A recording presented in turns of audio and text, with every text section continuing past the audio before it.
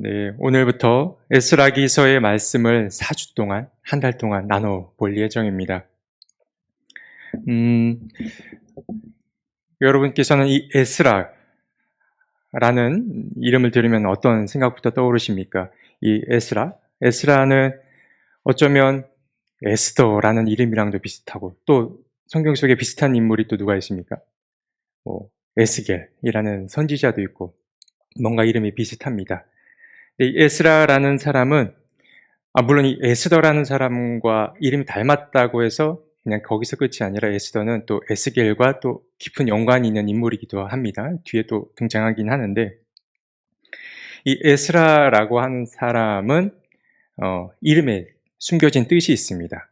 그 이름의 뜻은 무엇이냐면 도움입니다. 도움, 돕다. 하나님께서 도우셨다라는 뜻이 이 에스라라는 이의 인물 속에 이름에 담겨있는 함의이기도 합니다. 제가 강의하는 방식이 그렇지만 본론에 들어가기 앞서서 사전에 나눌 이야기들이 상당히 많습니다. 그래서 이렇게 쭉 몇 가지를 준비해 봤는데요. 이 에스라기라는 책은 과연 어떤 책일까라는 것을 한번 생각해 봤으면 좋겠습니다. 4가지 정도로 크게 나눠 봤었는데, 첫 번째는 에스라라는 사람은 누구였나 간단히 알아봤고요. 두 번째입니다. 이 에스라기는 한 권의 책이었을까라는 것입니다. 어떻게 생각이 되십니까? 여러분들께서는? 이 에스라기는 열왕기 상하 혹은 역대기 상하와 마찬가지로 원래는 한 권의 책이었다고 합니다. 에스라와 느헤미야가 한 권의 책이었다고 합니다. 근데 후대에 와서 이 책이 2권으로 나뉘게 되었는데요. 여러분들께 좀 마치 신학교에서 할 법한 공부 한 가지를 알려드리려고 하는데, 이 책이 원래 한 권이었다라고 하는 아주 재미있는 근거가 한 가지 있습니다. 여러분들 혹시 마소라 본문 혹은 마소라 성경이라는 걸 들어본 적이 있으십니까? 혹시 들어본 분 계세요? 저도 학부 때 들어보고 뭐 웬만한 그냥 책에서만 살짝살짝 봤지, 평소에는 이제 거의 언급할 일도 없고 들을 일이 없었는데요. 히브리 성경, 이 히브리 성경이 처음 쓰여졌을 때는 어떻게 쓰여졌냐면, 우리 한글에도 자음과 모음이 있지만 이 히브리 성경에는 최초로 자음으로만 성경책이 쓰여져 있었습니다. 왜 그럴까 여러 가지 생각을 해보게 되는데, 거룩하신 하나님을 이 언어 안에 담을 수 없다라는 그런 경외감 때문에 이 하나의 언어화된 단어 혹은 글로 이 성경이 쓰여지지 않았던 것이죠. 그래서 최초의 히브리 성경은 자음으로만 쓰여 있었던 겁니다. 근데 당연히 그럼 어떻게 했습니까? 일반 서민들은 이 성경을 읽기가 매우 어려웠던 것입니다. 그래서 서기관들이라든가 제사장들, 이런 공부를 했던 사람들만이 이 성경을 읽었고 권위를 갖고 이제 사람들에게 이 성경을 해석해 주었던 것이죠. 근데 우리 이전도사님께서 기도해 주셨지만, 그 기도 내용 중에 이제 이스라엘이 아주 슬픈 일을 겪게 되죠.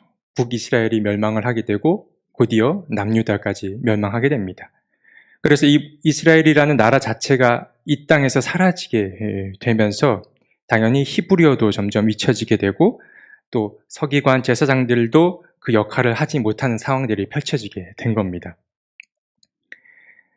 그러면 당연히 어떻게 되겠습니까? 이 자음으로만 쓰여졌던 이 성경책을 웬만한 사람들이 거의 다 읽을 수 없는 지경에 처하게 된 겁니다. 그리고 그러한 상황이 쭉 지속되게 된 것이죠.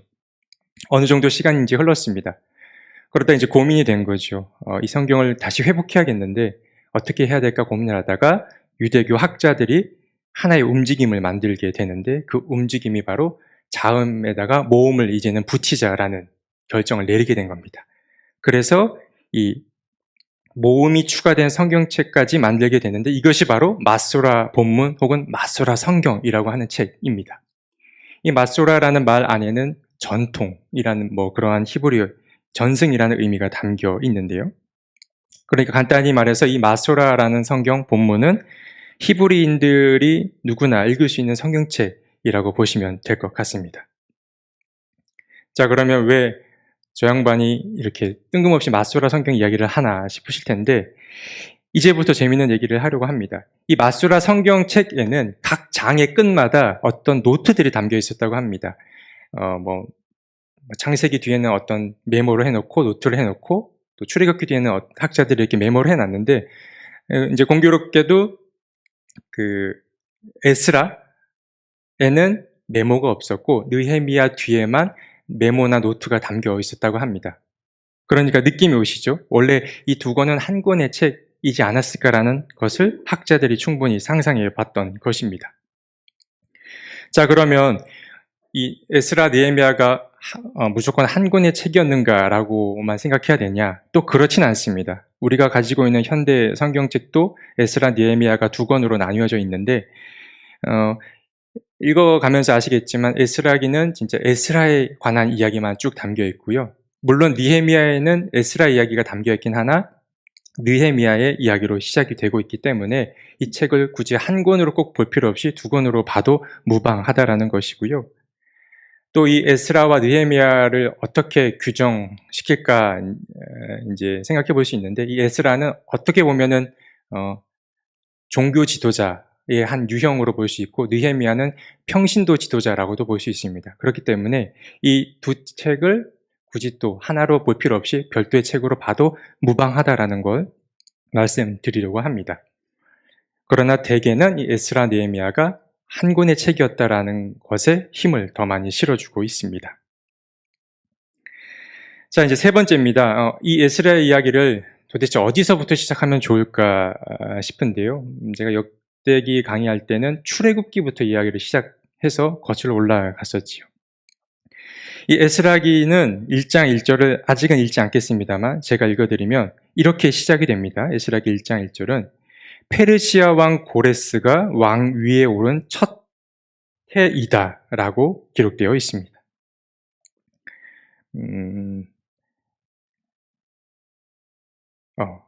그렇게 되어 있는데요.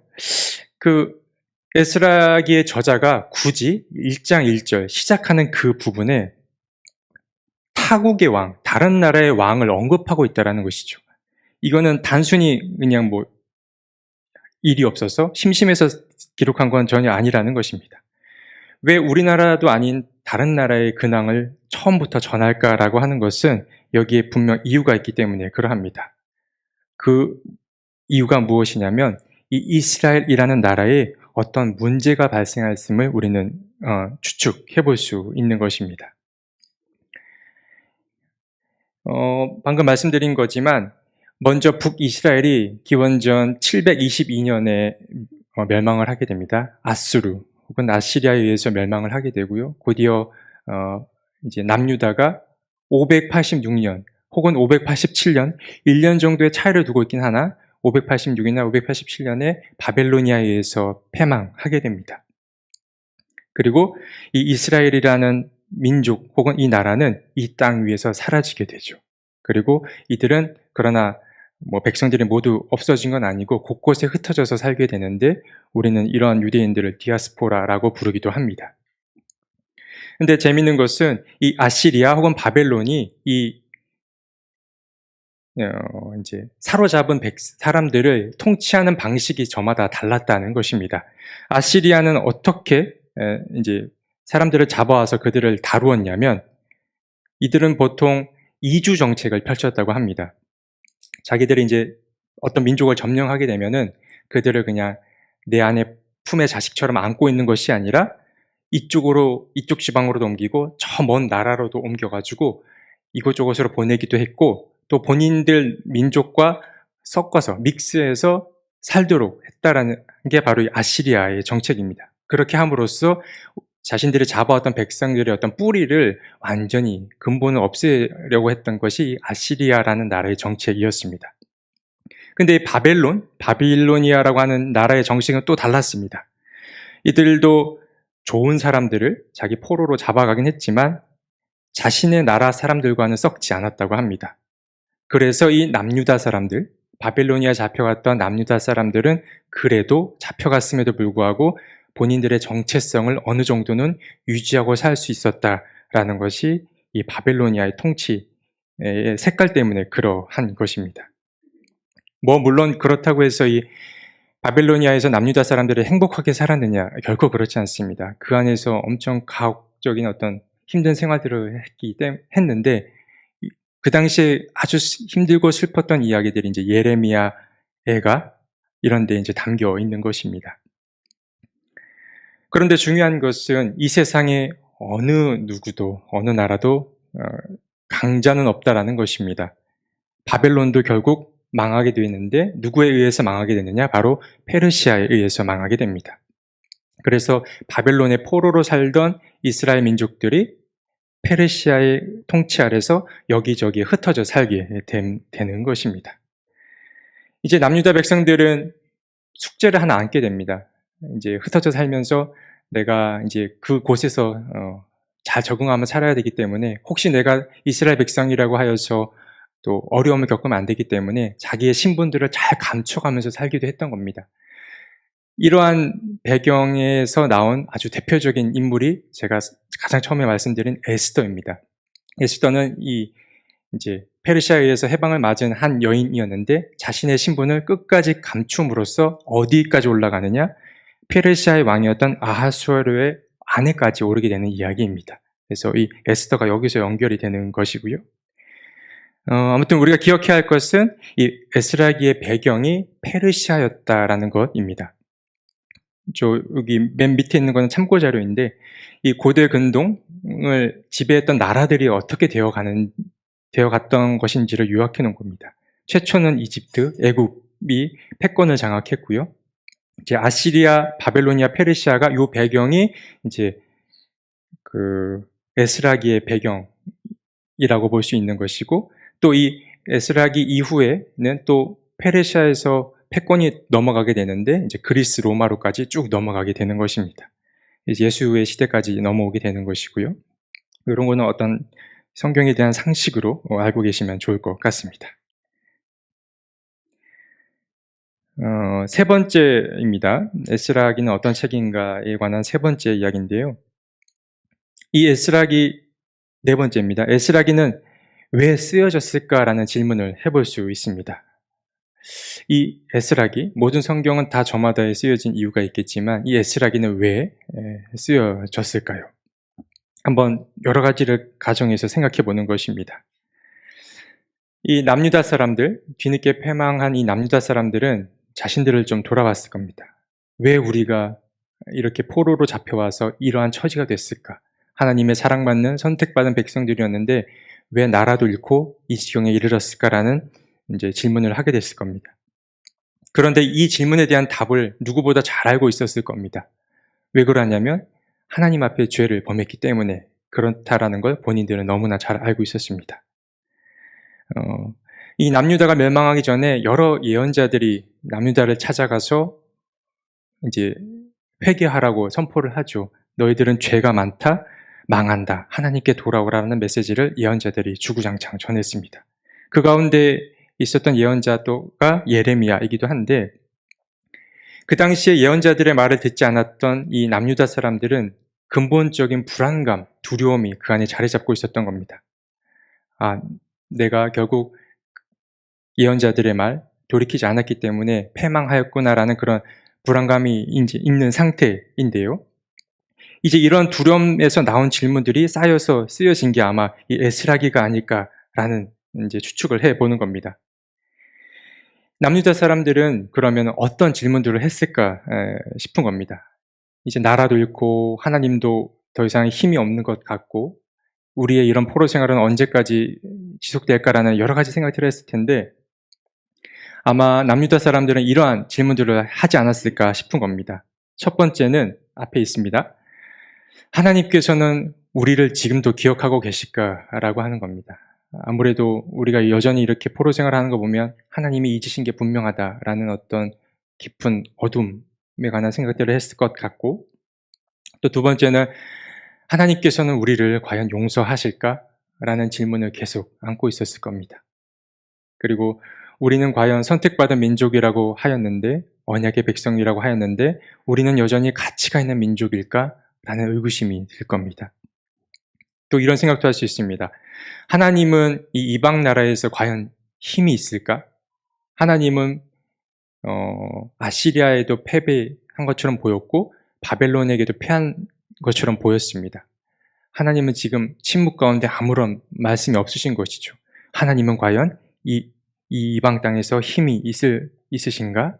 라는 생각을 또 했을 것이고, 오래전부터 흘러왔던 그런 아브라함의 언약, 그런 언약들은 과연 어떻게 되어가는 것일까?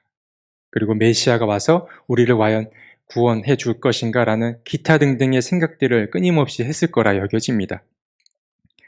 물론 이 남유다 사람들이 실제로 이러한 질문을 했을지 안 했을지는 모르겠지만, 이 에스라라고 하는 한 인물은 그에 대한 대답을 스스로 내려야 했던 것으로 여겨집니다.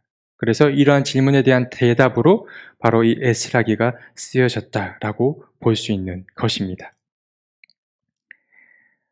네. 이 에스라기의 이제 구조를 보려고 합니다. 에스라기는 1장에서부터 10장까지 이루어져 있는데요. 여기에도 이제 재미있는 부분들이 있습니다. 외우기 쉬운 구조가 이 안에 담겨 있는데요.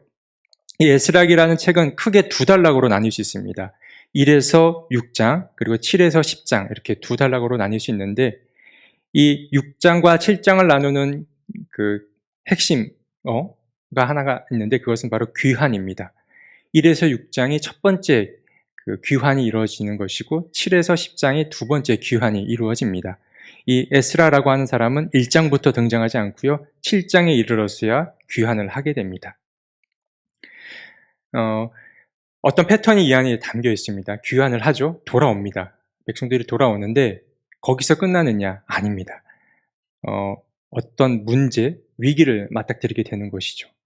그 문제를 맞닥뜨리게 되면서 또 거기서만 끝나는 것이 아니라 이 문제를 해결하는 하나의 패턴이 있습니다. 그래서 귀환하고 도전을 받고 이것을 해결하는 것들이 이제 이 에스라기 안에 담긴 흥미로운 구조인데, 근데 공교롭게도 1에서 6장과 7에서 10장이 평행 구조를 이루고 있다는 것이 더 흥미로운 점입니다. 1에서 6장과 7에서 10장이 비슷한 패턴으로 이루어져 있는데요. 먼저 1에서 6장을 먼저 보자면 이렇습니다. 1에서 3장은 귀환이 이루어집니다. 고레스 왕의 조서가 발표가 되고 2장부터는 귀환자들의 명단이 쫙 거론됩니다. 1에서 3장은 그런 이야기가 펼쳐지고요. 마치 모든 것이 평화롭게 진행될 것 같은데 4장에 이르러서 이방인들의 방해가 이루어집니다. 유다와 베냐민의 대적이라고 하는 자들이 나타나서 이들의 성전 건축을 방해하게 됩니다. 도전을 받는 것이죠. 그러나 거기서 끝나는 것이 아니라 학개스가랴라는 예언자가 등장하여서 이 문제를 해결합니다. 이게 1에서 6장까지 펼쳐진 하나의 패턴이라고 할 수 있는데, 재밌게도 7에서 10장도 똑같은 이 패턴을 따르고 있다는 점입니다. 7장에 이르러서는 이제 왕이 바뀌죠. 고레스 왕에서 아닥사스다 왕으로 바뀌는데 그의 조서가 다시 한번 등장을 하고요. 여기에 이제 다시 한번 귀환자들의 명단이 2차 명단이 이제 등장하는데 여기에 에스라의 이름이 등장합니다. 그리고 이제 돌아와서 이제는 또 위기가 없느냐? 그렇지 않습니다. 이제 살고 있던 이 이스라엘 백성들이 이방 민족들과 이제 혼인을 하거나 이런 어떤 하나님 앞에 다시 어려운 문제들을 일으키게 되는데, 이것이 하나의 위기이자 도전이라고 볼 수 있고, 또 마지막 9장 10장에 이르러서는 에스라가 이 문제를 해결합니다. 그러니까 귀한, 도전, 해결이라는 요 패턴이 1에서 6장에도 등장하고 7에서 10장까지도 등장한다라고 보시면 될 것 같습니다. 이렇게 보면은 10장이지만 쉽게 우리 머릿속에 이 구조를 그릴 수 있으실 거라 여겨집니다. 네. 이번에는 에스라기에 담겨있는 주요 주제들을 제가 좀 모아봤습니다. 에스라기 안에는 어떤 주제들이 담겨있는가? 한 4가지 정도로 요약이 가능할 것 같습니다. 첫 번째는 하나님에 관한 이야기들이 담겨있고, 하나님은 어떤 분이시냐 있겠죠. 두 번째는 하나님께 드리는 예배, 성전과 관련된 것이 담겨있고, 세 번째는 하나님의 백성, 어떤 순수한 하나님의 백성들이 이제 등장하게 되고요. 네 번째는 율법의 중요성들이 이 에스라기에 담겨 있습니다. 하나씩 살펴볼까 하는데요. 먼저 첫 번째는 하나님입니다. 이 에스라기에는 하나님은 어떤 분이신지가 담겨 있습니다. 저는 그냥 넘버원 하나님 짱 이렇게 이제 적어놨는데요. 이 에스라기 안에는 이러한 표현이 자주 등장합니다. 하늘에 계신 하나님 혹은 하늘의 하나님이라는 표현이 등장하는데 이 부분은 찾지 않고 제가 읽어드리겠습니다. 예를 들어 먼저 에스라가 한 말 중에 이러한 대목이 나옵니다. 1장 2절의 말씀인데요. 페르시아 왕 고레스는 다음과 같이 선포한다. 하늘의 주 하나님이 나에게 이 땅에 있는 모든 나라를 주셔서 다스리게 하셨다. 라고 합니다. 하늘의 주 하나님. 물론 고레스의 입을 통해서 한 말이었겠지만 하늘의 주 하나님이 등장하고 두 번째로 유다 백성들이 한 표현 가운데 이런 표현이 또 나옵니다. 5장 11절의 말씀인데 제가 읽겠습니다. 그들이 우리에게 한 대답은 다음과 같습니다. 우리는 하늘과 땅의 주인이신 하나님을 섬기는 사람입니다. 우리는 지금 허물어진 성전을 다시 짓고 있습니다. 그러니까 여기서도 하늘과 땅의 주인이신 하나님이 등장하고 또 마지막으로 6장 9절을 보면 다리우스 왕의 명령 가운데도 이런 표현이 나오는데 예루살렘의 제사장들이 하늘의 하나님께 번제를 드리는데 필요하다고 하는 것들을 무엇이든지 내주어라 라고 합니다. 하늘의 하나님이 등장하는 것이죠. 이러한 표현들이 에스라기를 이제 감싸고 있는 하나님에 대한 개념이라고 할 수 있습니다. 하나님이 어떤 분이신지가 드러나는데 그 하나님은 그야말로 모든 피조 세계를 창조하시고 역사의 주인이신 크고 높으신 하나님이라는 것입니다. 이것이 에스라기를 감싸고 있는 첫 번째 주제라고 할 수 있습니다. 크고 높으신 하나님이고요. 두 번째는 약속을 이루시는 하나님입니다. 에스라기 이제 3장을 이제 앞으로 보게 될 텐데 3장을 보면 성전의 기초를 쌓는 이야기들이 등장합니다. 그때 이제 너무 기쁨에 찬 이야기들이 등장하는데 제사장과 레위 사람들이 큰 소리로 하나님을 높여 찬양하는 소리가 등장합니다. 3장 11절을 보면은 제가 읽겠습니다. 이런 내용입니다. 주님은 어지시다. 언제나 한결같이 이스라엘을 사랑하신다. 라는 대목이 나옵니다. 이 언제나 한결같은 하나님, 지금은 침묵 가운데 있는 것 같지만 이제 와서 보니 우리를 늘 잊지 않고 하나님은 계셨구나라는 그것, 한결같은 하나님에 대한 고백이 이렇게 또 나오는 것이지요. 또 에스라기 8장을 보면은 이런 표현도 나오는데요. 에스라가 금식하며 기도드리는 장면이 나옵니다. 8장 23절인데 제가 대표로 읽겠습니다. 우리는 금식하면서 안전하게 귀국할 수 있도록 보살펴 주시기를 하나님께 간절히 기도드렸으며 하나님은 우리의 기도를 들어주셨다라는 대목입니다. 우리가 안전하게 귀국할 수 있게 보살펴 주셨고 하나님은 우리의 기도를 끝까지 들어주셨다라는 것. 끝까지 약속을 이루시고 기억하시는 하나님이 곳곳에 이렇게 등장하는 것입니다. 그렇기 때문에 두 번째 하나님의 개념은 에스라기에 담겨있는 그 개념은 약속 이루시는 하나님이다 할 수 있고요. 마지막은 거룩하신 하나님입니다. 에스라기 9장과 10장에 가면은 방금 말씀드린 에스라의 어떤 금식 기도, 회개 기도가 나오는데요. 그의 기도의 내용을 보다 보면은 두려움을 주는 하나님이 또 등장하기도 합니다.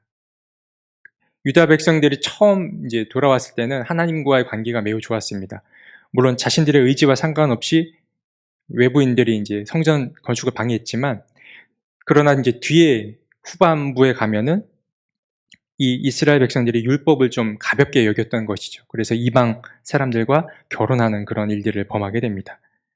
그래서 이 에스라는 참회하는 마음으로 백성들을 대표해서 하나님 앞에 이제 기도를 드리게 되는데, 이 기도 가운데에 어떤 거룩하신 하나님, 크고 놀라우신 하나님이지만 그분은 매우 또 두렵기도 한 하나님임을 이렇게 은연중에 드러냅니다.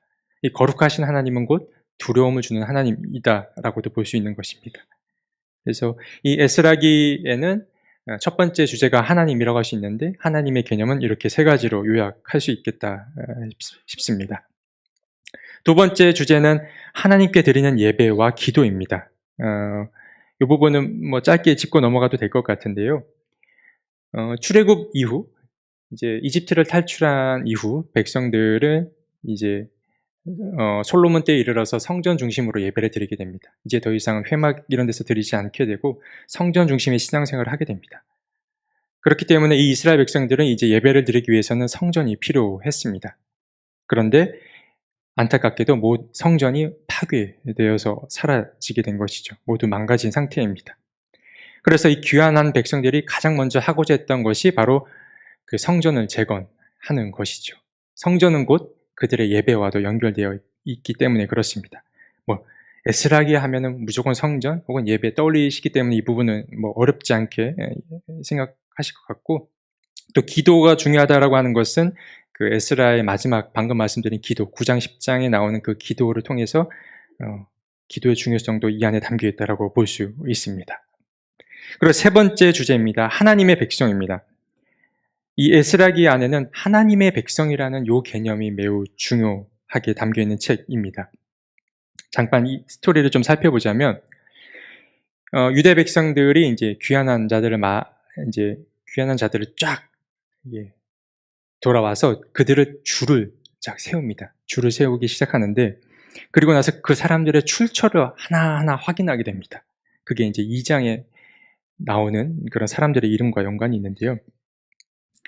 에스라기 2장 59절을 보면은 이런 대목이 나와 있습니다. 제가 읽어드리면요.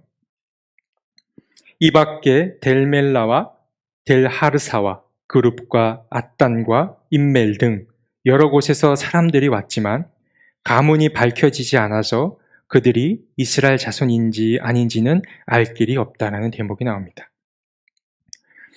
이 구절만 보더라도 이스라엘 백성들이 처음 이제 귀향해서 했던 것들이 이 사람이 과연 신분이 어떤 사람인지, 순수한지 오리지널인지 혹은 어떤 것이 잘못 섞여 있는 것은 아닌지 출처를 확인해야 했던 것입니다. 그러니까 뭔가 그동안 이방 생활을 하면서 변질되거나 혹은 출처가 좀 불분명한 사람이 껴있거나 혹은 이 사람이 순수한 이스라엘 사람이 아닌 외부인이었다면 이제 그 명단에서 제외가 되는 것이죠.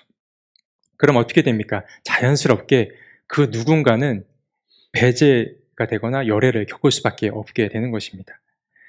사실 이것이 에스라기를 볼 때 가장 아쉬운 점 가운데 하나라고 할 수 있습니다.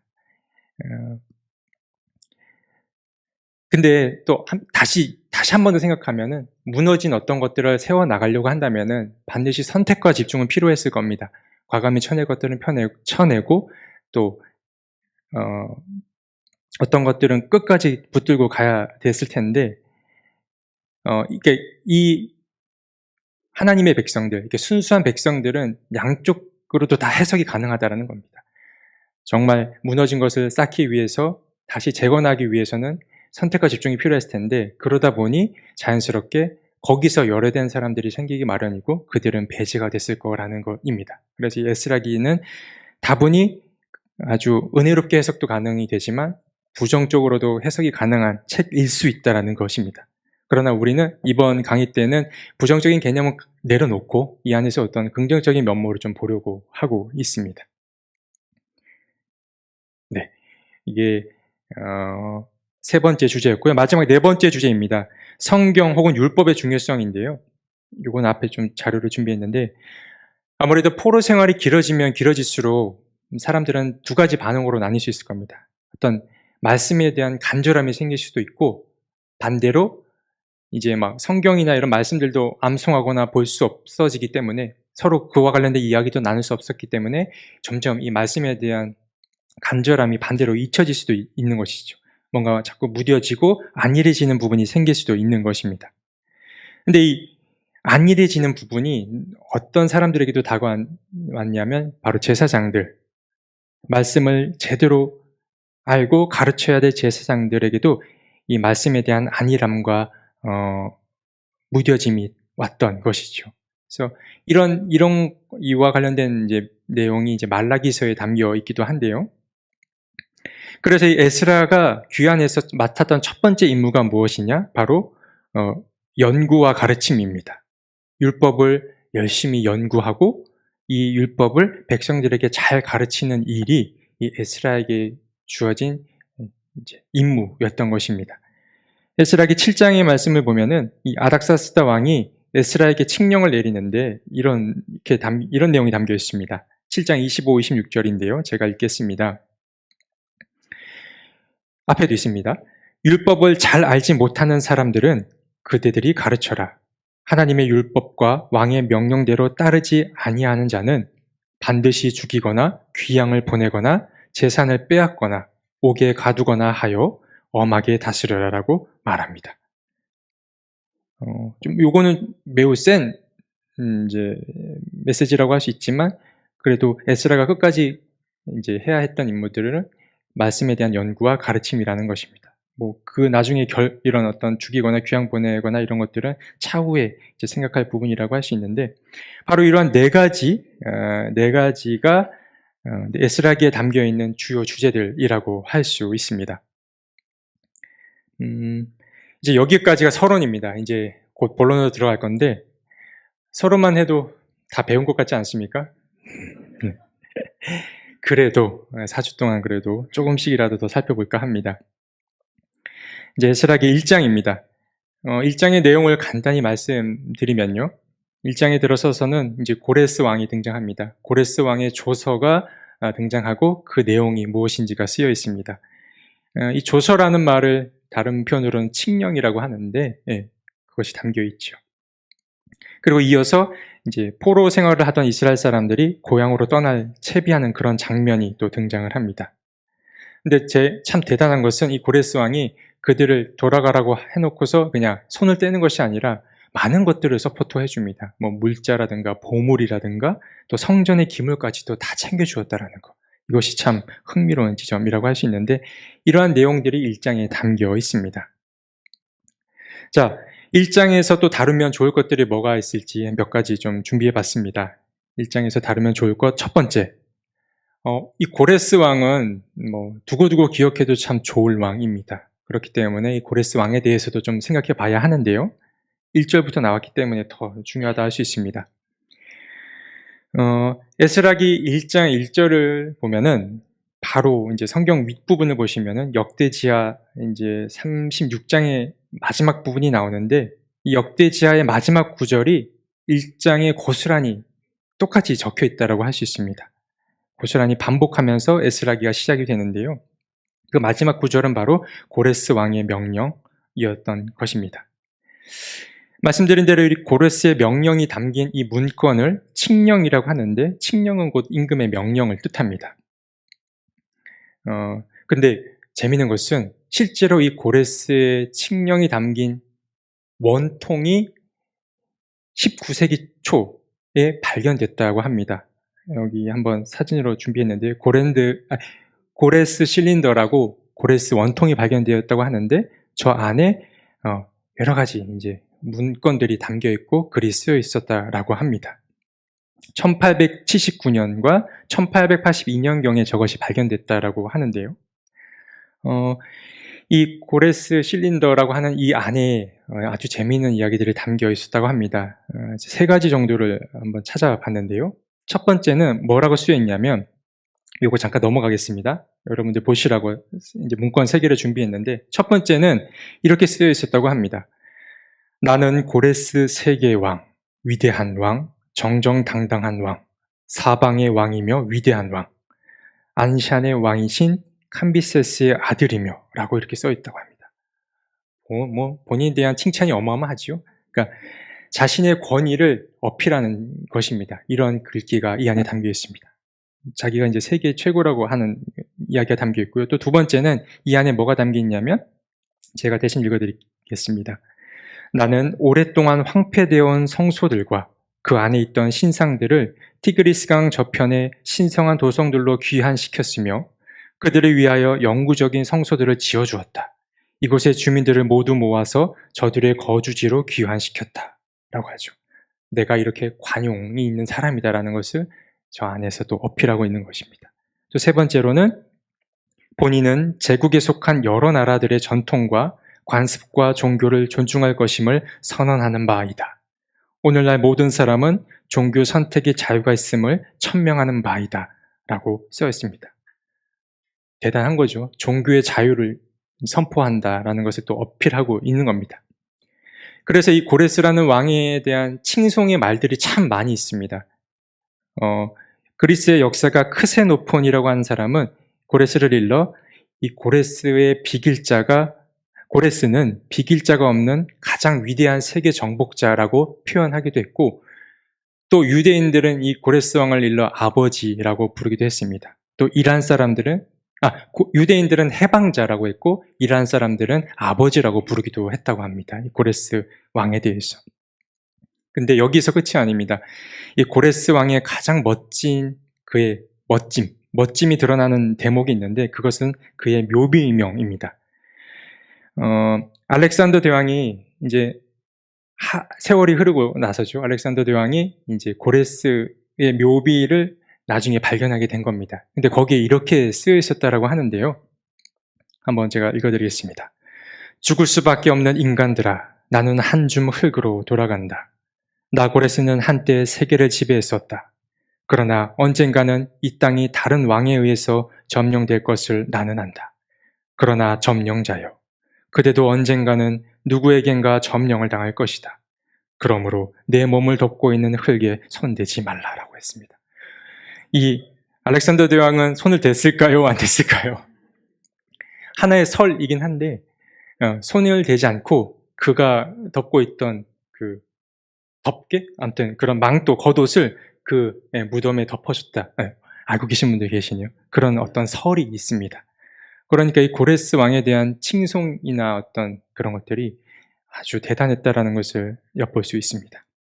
근데 이 고레스 왕이 가지고 있는 정책을 굳이 요약하자면 이런 겁니다. 회유와 관용의 정책이라고 이제 공공연히 드러내놓고 이제 본인의 정책을 펼쳤다라고 하는 것이죠. 그런데 이런 문구 안에 다 담겨 있다는 걸 우리는 좀 볼 수 있습니다. 자, 두 번째입니다. 이제 본론을 조금씩 보아가면서 이야기 나눠볼까 하는데 할 수 있는 만큼 하고 끝내도록 하겠습니다. 저희 본문 1장 1절만 함께 읽어볼까 하는데요. 에스라기 1장 1절만 저와 함께 읽어보도록 하겠습니다. 시작. 페르시아 왕 고레스가 왕위에 오른 첫 해이다. 주님께서는 예레미야를 시켜서 하신 말씀을 이루시려고 페르시아 왕 고레스의 마음을 감동시켰다. 고레스는 온 나라에 명령을 내리고 그것을 다음과 같이 조서로 써서 돌렸다. 저희가 오늘 이야기 서두에 이 에스라기는 왜 쓰여졌을까라는 이야기를 나눈 바가 있습니다. 그때 이 남유다 사람들이 자신들의 처지를 한탄하면서 던졌던 질문 가운데 이런 게 있었죠. 과연 하나님은 이 이방 나라에서 힘이 있는가라는 것이었죠. 아시리아와 바벨론에게 패배한 경험이 있기 때문에 그들은 이렇게 의심이 드는 겁니다. 과연 하나님은 이 페르시아에서 이방 땅에서 힘이 있을까라는 이제 질문을 하게 되는데 바로 이 질문에 대한 답으로 1장 1절이 주어진 거라 여겨집니다. 주님께서는 페르시아 왕 고레스의 마음을 감동시켰다라는 이 지점이 대단한 지점인 겁니다. 자, 이게 왜 중요한 표현이냐고 하냐면 첫 번째로 하나님은 죽지 않았다라는 것을 이 고레스의 마음의 변화를 통해서 드러났다라고 볼 수 있는 것입니다. 말씀드린 대로 남유다와 북이스라엘은 이방 나라에 의해서 패망하고 말았습니다. 그런데 하나님께서 우리를 버렸다고 여기신 하나님께서 고레스의 마음을 움직여 자신들을 해방시켰다는 것입니다. 그러니까 하나님께서 이 고레스의 마음에 개입했다라고 하는 것은 그들이 봤을 때는 엄청나게 큰 사건이 일어났다라고 볼 수밖에 없는 것입니다. 하나님이 다시 역사의 주인으로 우뚝 서셨다라는 것을 이렇게 표현이 된 거라 할 수 있는 것이죠. 하나님은 죽지 않았다라는 것이 고레스의 마음을 통해서 드러난 것이고, 두 번째는 하나님은 포기하지 않았다. 비천한 처지에 놓여 있는 우리를 하나님은 포기하지 않았다라는 사실을 이 고레스의 마음의 변화를 통해서 보여주고 있다는 겁니다. 이스라엘 민족은 그들 스스로 패배감에 사로잡혀 살아갔습니다. 우리는 잊혀진 존재라고 여기며 살았습니다. 그런데 하나님이 고레스를 통해서 다시 자신들을 생각해 주시고 해방까지 맞이하게 해 주신 것입니다. 그러니까 긴 세월이 지났지만 하나님이 다시 자신들을 찾아준 아주 큰 사건이 발생하고만 것이죠. 그래서 결론적으로 말씀드리자면 이 고레스의 마음이 감동된 것은 이 이스라엘 민족에게 있어서는 굉장히 큰 사건, 잊을 수 없는 사건임을 우리는 이 1장 1절의 대목을 통해서 발견할 수 있습니다. 55분인데요.